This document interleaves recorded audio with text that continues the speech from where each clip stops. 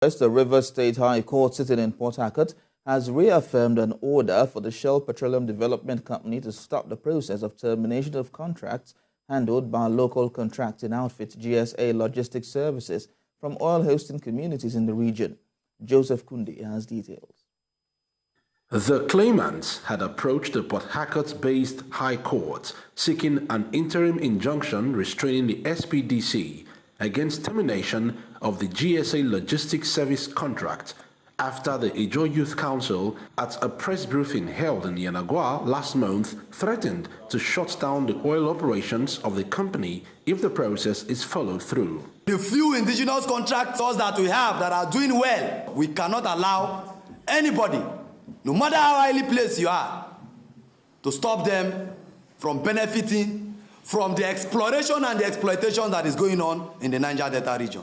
According to the court presided over by Justice IPC Igwe, the SPDC is restrained from calling off the bidding process of the contract in which local Niger Delta companies entered bids to provide logistic support services for government security agencies in facilities in the region.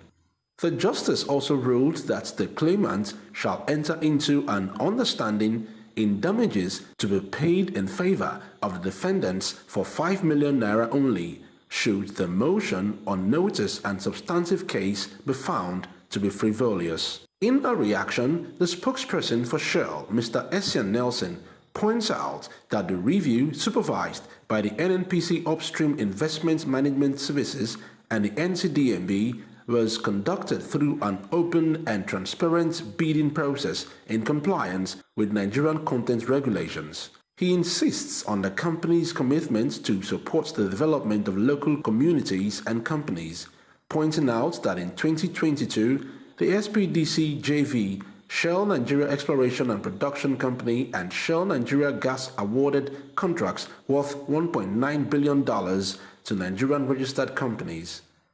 He also emphasizes that $56.13 million have been earmarked to be paid in 2023 by the SPDC JV for a statutory contribution to host communities development trusts, which will benefit Nigerian communities in compliance with the Petroleum Industry Act of 2021.